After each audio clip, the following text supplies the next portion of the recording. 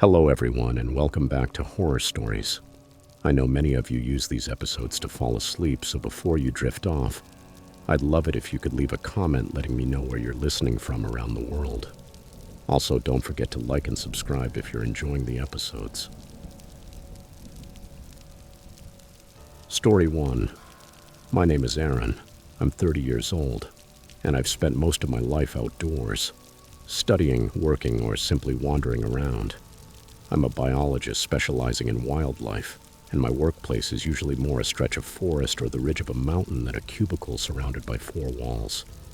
I've been fortunate enough to participate in projects throughout the Southeast, but my heart has always belonged to the Smokies, especially near Fontana Dam in North Carolina.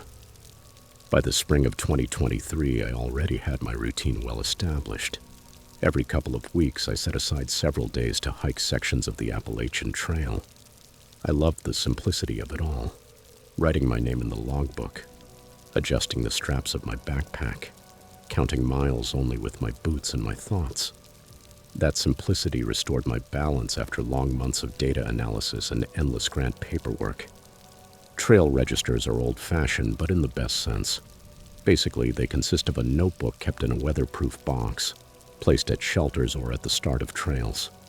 You write down your name, the date, and sometimes your destination.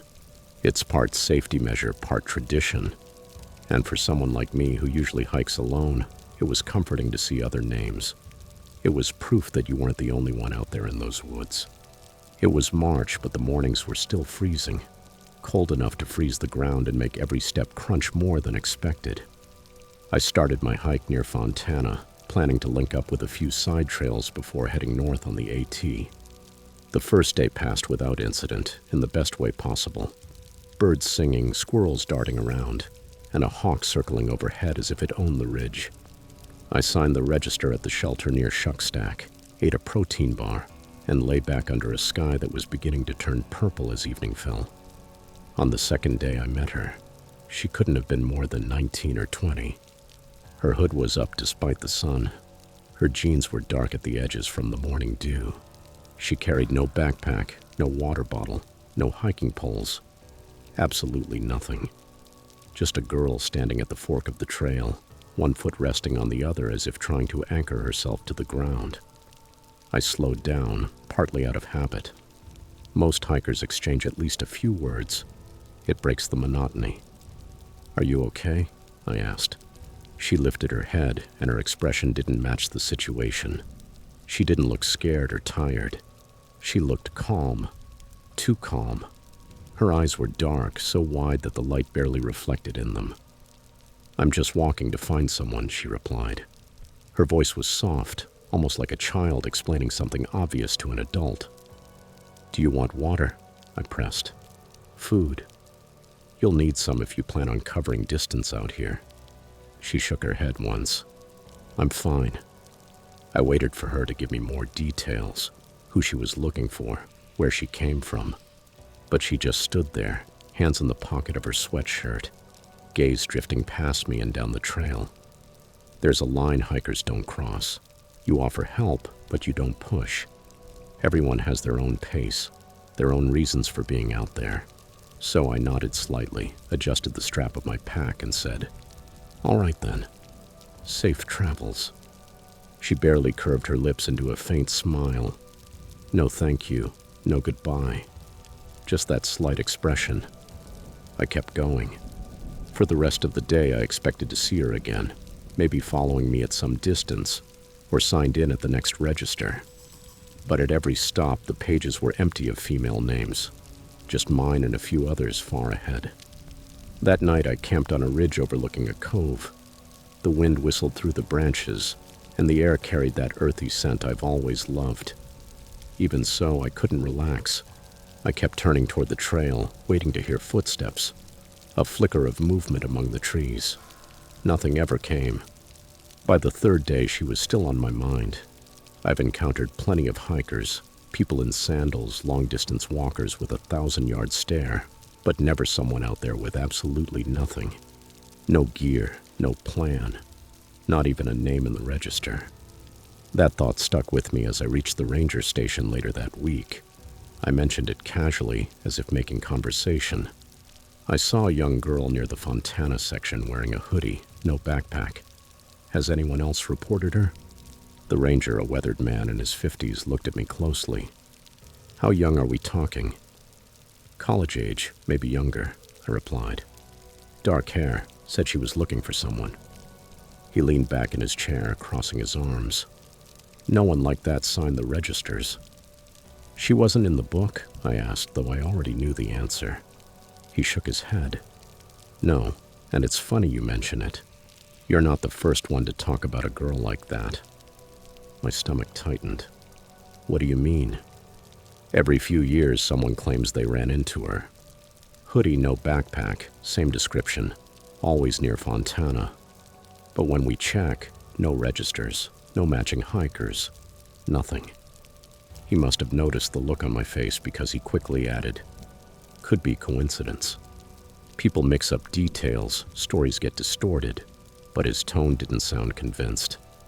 I drove home with that conversation pounding in my head.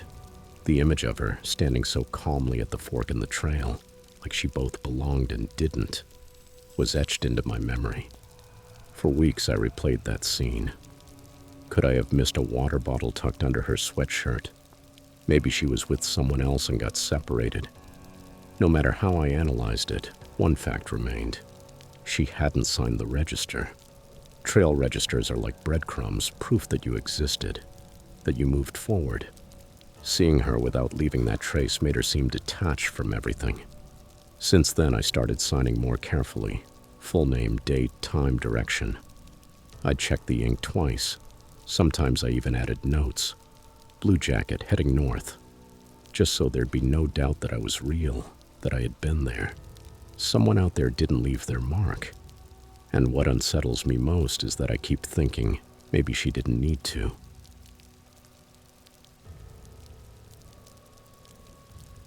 Story 2. I've always loved the Appalachian Trail because it reduces life to the essentials. You wake up, walk, eat what you can carry, sleep, and the next day you repeat. Out there, when your world is reduced to blazes on the trees and the constant sound of your own boots, the smallest things take on enormous meaning. Jugs of water at road crossings. The phrase trail angel. Most of the time, trail angels are exactly what they seem. Ordinary people who show up in the middle of nowhere with bananas, chocolate bars, jugs of water, or even an offer to drive you into town. Sometimes they're former thru hikers paying it forward. Sometimes they're locals who admire the journey. 99 times out of 100, they're exactly what you hope for. Proof that kindness still exists, even when you're dirty, tired, and limping. But that one remaining percent, that's the story I'm going to tell you. I had been walking north for just over a month, starting in Georgia with the goal of reaching Katahdin, if my budget and knees allowed. By April, I was passing through Damascus, Virginia, Trail Town as they call it. The weather had finally settled into something like spring. Cool mornings, afternoons warm enough to make you sweat under your pack straps. That morning I had left a campsite by a creek where I'd pitched my tent in stealth, away from the noise of the crowded shelter. I'm not antisocial, but after a night with guys blasting cheap country music, peace was worth far more than company. I was already in my rhythm. Coffee squeezed into a bottle, oatmeal, boots tightened, tracker on. Walk, breathe, repeat. By mid-morning, I heard the low hum of traffic. That meant the trail was nearing a road crossing. My stomach perked up. Crossings often meant coolers with cold drinks, or if lucky, a bit of trail magic. And yes, as I reached the final stretch, I saw a car parked in a gravel pull-off. Trunk open. A folding table with chips, bananas, jugs of water, and a cooler. A man leaning against the bumper, sunglasses, cap low, smiling as if he'd been waiting for me. I slowed down. This is where I always run through the mental safety checklist. One man. Age, maybe 40s. Alone? Yes. Hands visible? Yes. A plastic cup in one, nothing in the other. Table placement? Correct, not blocking the trail. Second car? No. Obvious warning signs? None. trail magic," he said in a relaxed voice. "Come on, grab something to eat." His tone was soft, casual, the kind meant to make you feel safe. I stepped into the clearing, wiping sweat from my forehead with my bandana. "Appreciate it," I said. He smiled like a host greeting a guest. "My name's Rob," he said, and without giving me a chance to respond, added, "Leah, right? You look like you could use a cold drink." I froze just long enough for it to show. He had used my real name, not my trail name, Lark, the one all hikers knew. My real name, the one I hadn't spoken since Springer Mountain. I covered it with a laugh, pointing at the Sharpie letters on my water bottle. "My trail name is Lark." "Leah suits you better," he replied, pulling an orange Gatorade from the cooler, sealed, condensation dripping. He offered it like a gift chosen just for me. I took it because refusing would have made things even stranger. He slid a bag of chips toward me. "How was your spot by the creek last night?" "Flat enough to sleep well." The bottle almost slipped from my hands. That site wasn't a shelter, wasn't mentioned in far-out comments, wasn't posted anywhere, and I hadn't told anyone. It only existed in my head and my GPS history. "Do you hike around here much?" I asked carefully. "Know all the good hidden places?" He smiled with a slight twitch at the corner of his mouth.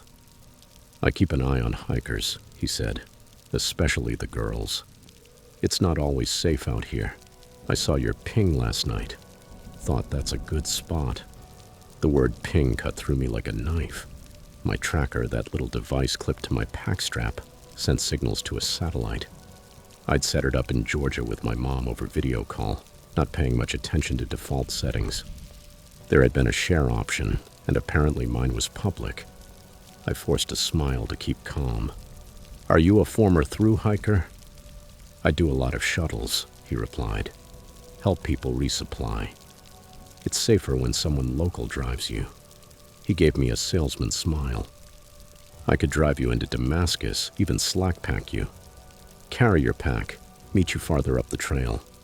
A lot of women take me up on it." I nodded, opened the bottle, and took a sip just to buy time. Inside, my nerves clashed like shattered glass. I spoke lightly. "I'm good today. Already have my own pace." He didn't argue, just kept smiling like he knew I'd changed my mind. I crossed to the edge of the lot, pretended to adjust my pack, and pulled out the tracker. My fingers fumbled through the menus. Profile, public. Followers, 38. My stomach lurched. I set it to private, changed the username, killed all shared links, restarted the device just to be sure. When I looked up, he was watching me through the dark lenses, expressionless. He didn't raise his hand to wave goodbye. He just stood there, like a man who'd had something valuable taken away. "Thanks for the trail magic," I said in a forced, cheerful voice. Then I turned and walked back into the woods.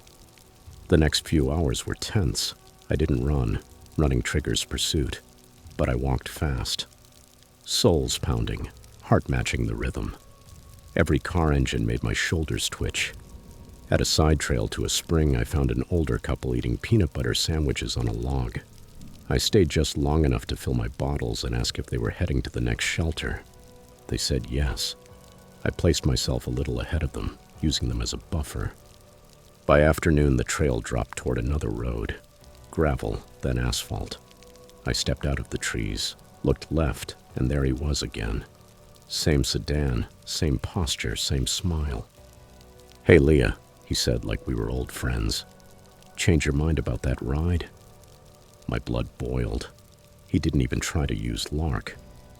"I'm with a group right behind me," I said loudly, moving toward the woods. "We're heading to the same shelter." His smile didn't fade, but it became less friendly. "No need to be stubborn." They walked 2.2 miles an hour. That puts them in Taylor Valley by 6. I could meet them there with pizza or carry your pack, make it easier. He knew my pace. He had studied my route when it was public, memorized it. "Good to know," I said with fake calm. I turned and slipped back into the woods before he could add anything else. That night at the shelter, I cooked rice and tuna with trembling hands. The other hikers laughed, shared stories. The older couple arrived and gave me a look that confirmed they'd seen him too. At one point, a car idled out of sight for a long minute before driving away. Nobody joked about it. Nobody wanted to. I signed the shelter register, Lark 412, heading toward Damascus. I didn't mention the man. I didn't want to give him permanence in ink. I slept in fits, light. Every branch snap sounded like footsteps. Every dream was a trunk slamming shut. In Damascus, I went straight to the outfitter, bought blister tape. At the counter, I asked, "Have you heard of people tracking hikers through GPS apps?" The woman looked at me like I wasn't the first to bring it up. "Sometimes," she said. "A lot of them have default settings on public. You'd be surprised how many women forget to set them private." I told her the short version. She wrote the ranger's number on a slip of paper and slid it to me. "Call and tell your family." Word travels fast. I did both. Called the rangers, gave a description, places, times, told other women in town. 2 days later, I passed another crossing with a cooler. Took a Coke, wiped the rim, and sat on a log. A truck drove by slow, then sped up. Dust hung in the air. I thought of Rob, if that was his name. Of the way he said Leah like it belonged to him. I haven't lost faith in people. I've just strengthened my boundaries. I'm not naive anymore. My tracker stays private. My face doesn't appear on my profile. And if someone calls me by a name I didn't give them, the conversation ends right there. The way he used my name, like it was a key, like he had already let himself in. When I look back, what stays with me most isn't his car, his smile, or his words. It's realizing how small the boundary was. A simple setting in an app. A door I didn't know I had left open. Now every time I cross a road, I look both ways. Not just for cars, but for people waiting. I check my tracker every morning. I lock my doors, digital and physical.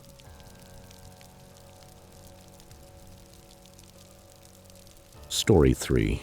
I've hiked many places over the years, but Grayson Highlands in Virginia has always been one of my favorite spots. Most people go for the wild ponies, and yes, they're as magical as they look on Instagram. But for me, there's something more. The whole place feels otherworldly. Bare, open hills, twisted trees, fog that appears without warning. It's the kind of trail you think you've come to just to laugh with friends and take photos, until something reminds you how small you really are. I learned that lesson the hard way. It was May 2022. I took a long weekend and planned a trip with 2 of my closest friends, Kara and Matt. None of us were hardcore thru hikers, but we had enough backpacking experience to spend a couple of nights out. The plan was simple. Hike, see the ponies, camp under the stars, disconnect from the phone, and just be.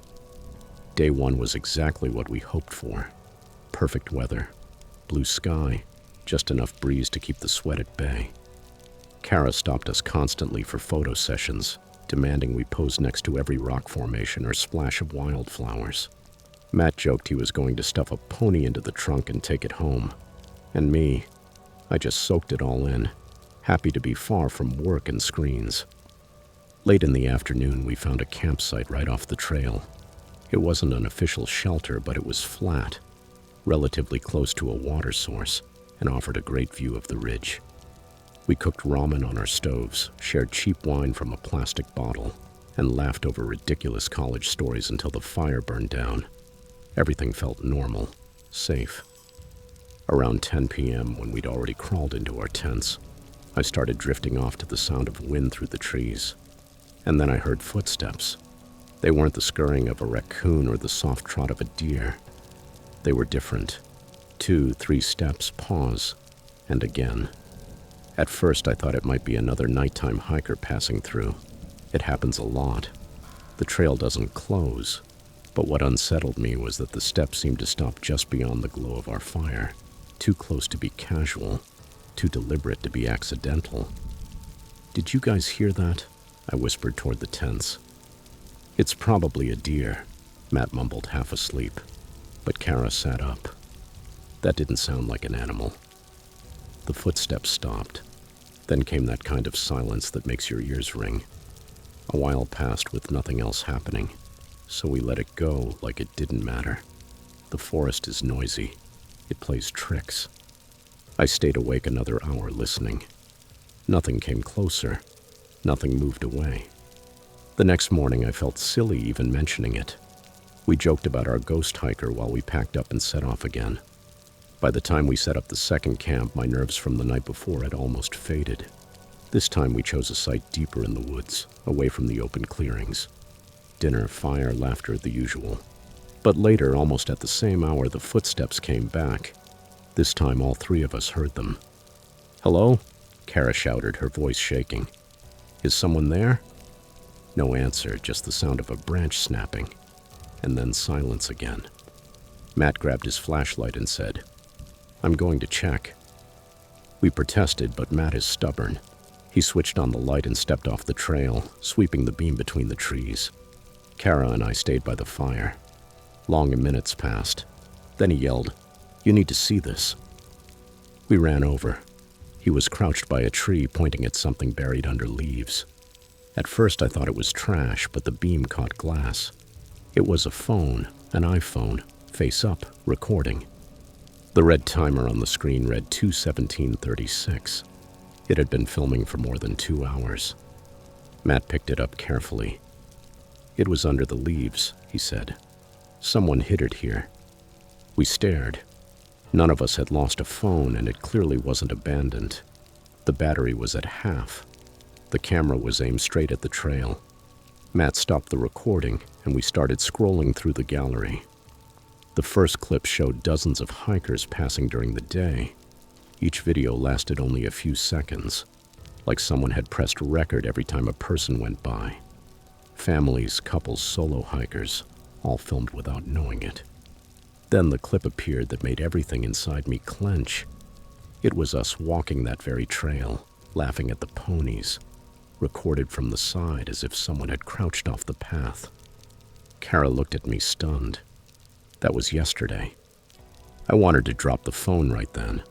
We took it back to camp, but suddenly the forest didn't feel like the forest anymore. Every shadow looked like eyes. Every small noise sounded like someone approaching. "Someone planted it," Matt said. "They're filming hikers." "For what?" I asked. "What's the point?" "Just random shots." No one answered. That night there were no jokes and no wine. We kept the fire low and sat facing outward, knives and trekking poles handy. Around 3 a.m., a flashlight flickered in the distance between the trees. It didn't move like a hiker's headlamp. It was low, sweeping side to side, searching. We killed our lights instantly and held our breath while the beam slid slowly across the ridge and then faded. I don't think any of us slept after that. At dawn, we packed faster than ever. Nobody wanted to stay. We hiked straight to town, nerves frayed. At the ranger station, we turned in the phone. The officer on duty listened, took our statement, and bagged it as evidence. "We'll send it to tech," he said. "Could be tricky without consent." "Whose consent?" I blurted, harsher than I meant to. "Whoever hit it," he shrugged, tired. "People film on the trails.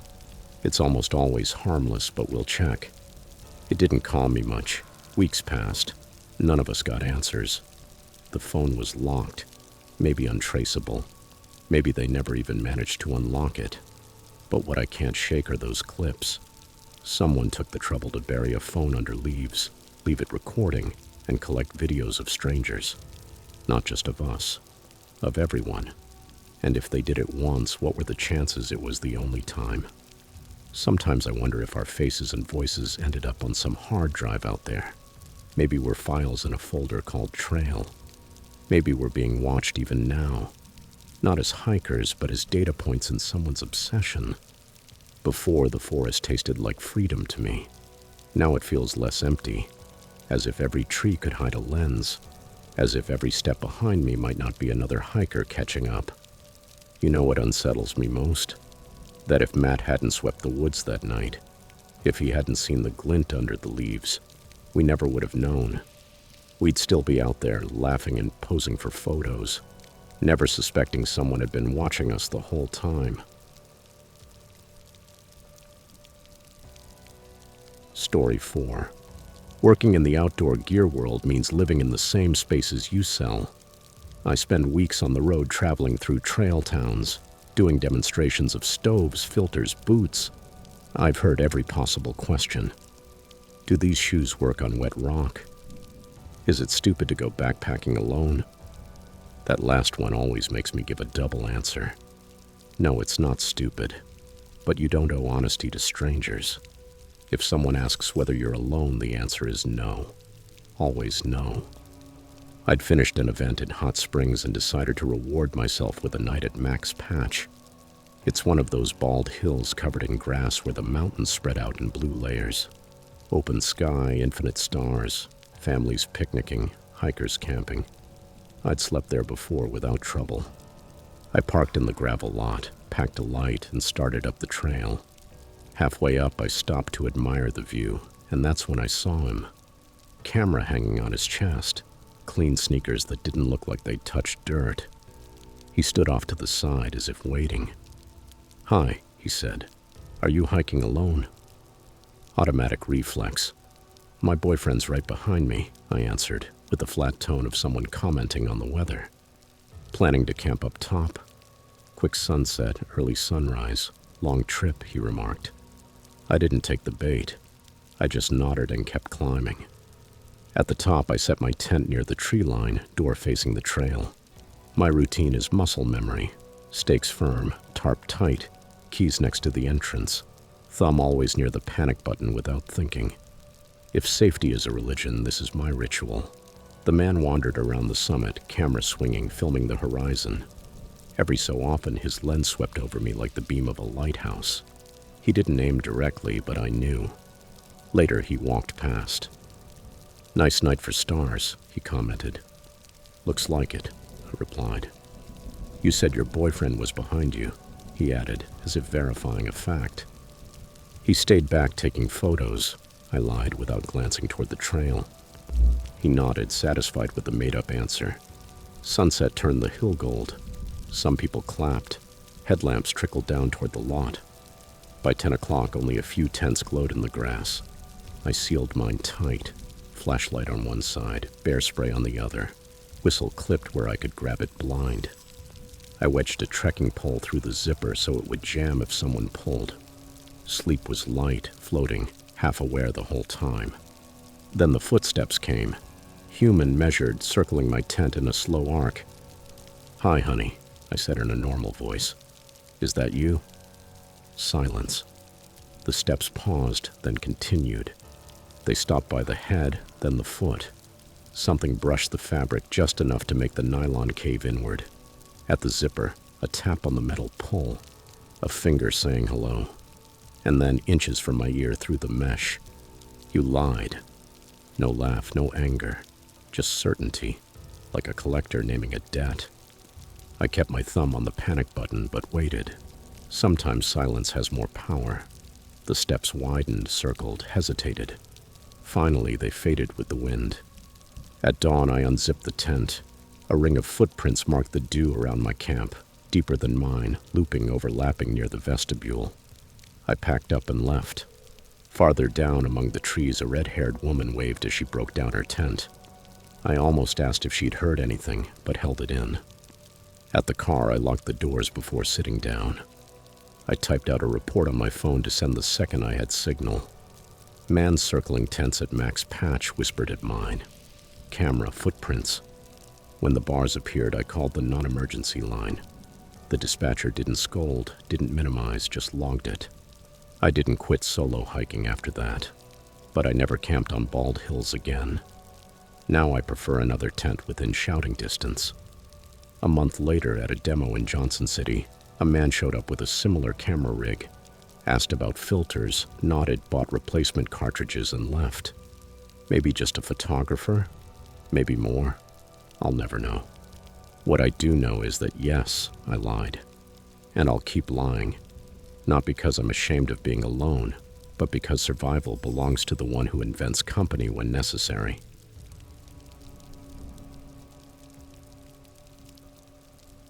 Story 5. I never planned on becoming the guy who tells stories about lights in the mountains. Honestly, when I dropped out of college that fall, the last thing I wanted was to end up as one of those guys on a forum, posting weird experiences like I was chasing campfire clout. But the truth is, I can't tell the story of that trip without mentioning the lights, and I can't talk about the lights without admitting what they did to me. I was 22, stubborn and more sarcastic than wise. Dropping out didn't feel like a decision.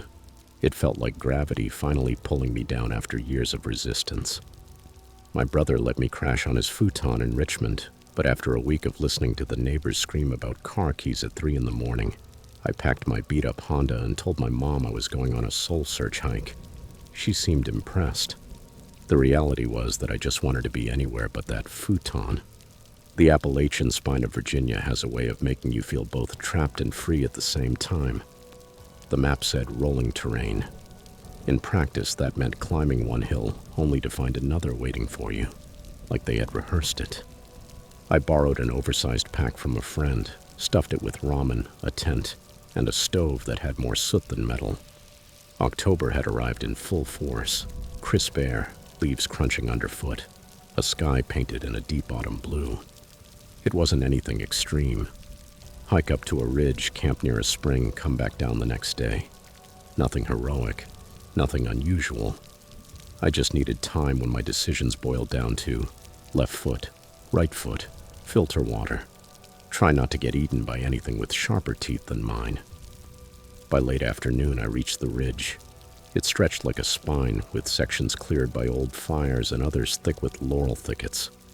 To the east, the hills shifted from green to smoky blue, stacking into the distance until they faded into suggestion. The wind up there was constant, just strong enough to push against your jacket and remind you how small you were. The spring poured from a pipe wedged into the hillside, spilling cold, clear water into a trough covered in moss and leaves. I filled my bottles, boiled ramen, and stirred in a spoonful of peanut butter like it was some kind of masterpiece. I watched the sun bleed out across the horizon while my socks dangled from a branch. I'd expected solitude, but the silence was heavier than I imagined. It was just me, the wind, and that kind of stillness that makes your thoughts louder than you'd like. That's when I saw them. 3 soft glows appeared on the opposite ridge. They weren't the sharp white beams of headlamps. They were warmer like lanterns, but too steady to be fire. They drifted in a slow arc against the wind, like someone had tied them to invisible strings. My first thought was that they were hikers, maybe a family walking at night with old-fashioned lanterns. Then I thought of drones. People fly them around here all the time just to annoy hikers. That seemed more likely, except drones usually buzz like mosquitoes, and over the wind I heard nothing. I waved like an idiot, part joke, part hope to confirm someone was out there. The lights shifted. One rose a little, then sank. The other 2 moved with it, keeping formation. The hair on my arm stood on end, and for once it wasn't the cold. I told myself it was nothing, but curiosity shoved me forward. A side trail led to an overlook with a clearer view. Against all judgment, I grabbed my headlamp, left it off, and crunched my way ahead. The overlook jutted out like a balcony, giving me a wide angle of the ridge. Now there were 4 lights spread in a shallow arc. They didn't move like lanterns carried by people, and they weren't random either. Each seemed to claim a place and hold it like geometry mattered. "Is anyone out there?" I yelled, but my voice felt too small for the night. No answer, just the wind. One of the lights began to drift down into the valley between the ridges. It glowed faint, with soft edges, like a phone screen under fabric. No beam, no flicker, no sound. I repeated my excuse. Drones, kids messing around, farmers with lanterns on fishing lines. Something remote-controlled, something explainable. But the lights didn't behave like anything that followed rules. They didn't care about wind or terrain, only space, distance, the circle. When the nearest one slid closer, too close, my body voted with my legs. I ran back to camp, boots snapping branches like fireworks. I dared one look back. The closest light had already crossed half the valley, moving straight and silent, like a line between 2 points. I reached the ridge, found the dip, and sprinted the last 100 yards to my tent. I spun it so the door faced away from the valley, dove inside, and killed my lamp. I sat with my back to the door, clutching the whistle tied to my pack strap. I thought about blowing it, but pictured the lights reacting to the sound, so I didn't. The wind pushed the fabric. Beneath the vestibule, a dim glow lit the ground. It faded in and out, like someone flicking a switch. I swear at one point I felt a faint heat on my face, as if a screen had come too close. My body treated every sound as a signal. At some point, the glow shifted once more, and then after what felt like an eternal hour, it withdrew. The ridge darkened again. My tent became just nylon once more. At dawn, I climbed back to the overlook. The only things I found were my muddy boot prints and the skid marks where I'd turned too fast. At the trailhead, a man in a camo cap sipped coffee on his tailgate. He squinted toward the ridge when I mentioned the lights. "Those lights have been out there a long time," he said. "My granddad called them the Watchers." These days, I laugh when I tell it. I joke about UFOs. I say my anxiety glows. Humor makes a good shield. I don't know what I saw. Maybe drones. Maybe lantern tricks with fishing line. Maybe my tired brain inventing patterns. Or maybe some things just don't care about the explanation you rent them for the night. Either way, I learned this. Sometimes when the wind tells you to keep moving, you listen. And if what scared you most wasn't the threat itself, but realizing nobody was coming to help out there, hit like, subscribe so you don't miss the next story, and comment how you'd handle these nightmare trails. Thanks for watching. Stay alert, stay safe, and I'll see you in the next nightmare.